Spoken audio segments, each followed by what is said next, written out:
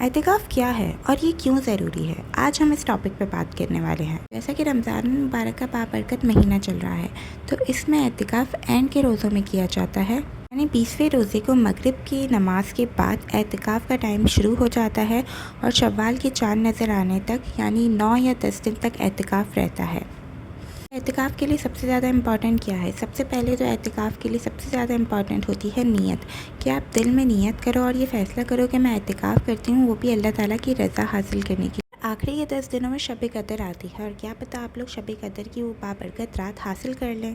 اور ان خوش نصیبوں میں شامل ہو جائیں۔ دوسری امپورٹنٹ چیز ہوتی ہے جگہ۔ مرد حضرات تو مسجد میں اعتکاف کے لیے بیٹھ جاتے ہیں اور عورتوں کے لیے اگر مسجد میں سیپریٹ جگہ ہے بنی ہوئی جہاں پہ عورتیں بیٹھ سکتی ہیں تو وہاں پہ بیٹھ جائیں، نہیں تو وہ گھر میں بیٹھتی ہیں زیادہ تر عورتیں۔ وہ گھر میں بیٹھ رہی ہیں عورتیں تو یہ خیال رکھنا چاہیے کسی ایسی جگہ پہ بیٹھے جہاں صرف نماز کا وقت مقرر ہو، مطلب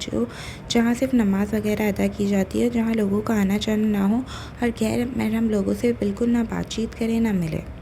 اور زیادہ سے زیادہ عبادت کریں، زیادہ سے زیادہ نماز پڑھیں، نفل واجب، اور جو ہماری نمازیں زندگی میں چھوٹ گئی ہیں وہ بھی ہم ادا کر سکتے ہیں نفلیں کو سیرت میں، اور زیادہ سے زیادہ قرآن مجید پڑھیں، ترجمے کے ساتھ پڑھیں، بہت بہتر ہوگا۔ حدیث وغیرہ کی کتابیں ہم پڑھ سکتے ہیں اور لوگوں سے بات چیت سے بالکل گریز کرنا ہے، فضول بات نہیں کرنی ہے، اور ہو سکے تو اپنے جو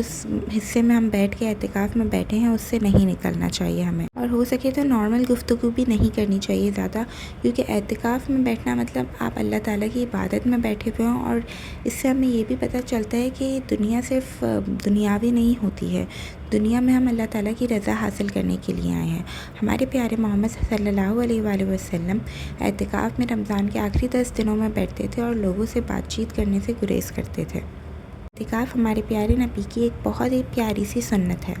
تو جو لوگ اعتکاف میں بیٹھ رہے ہیں وہ مجھے بھی اپنی دعاؤں میں بہت بہت یاد رکھیں، اور ہمارے ملک کے لیے بھی دعا کریں کہ ہمارے ملک کی اللہ تعالیٰ حفاظت کرے، کیونکہ آج کل جو حالات چل رہے ہیں بہت ڈر لگتا ہے۔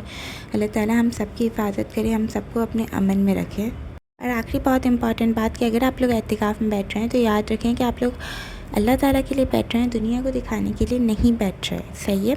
اوکے، اللہ حافظ، بائے بائے، شب خیر۔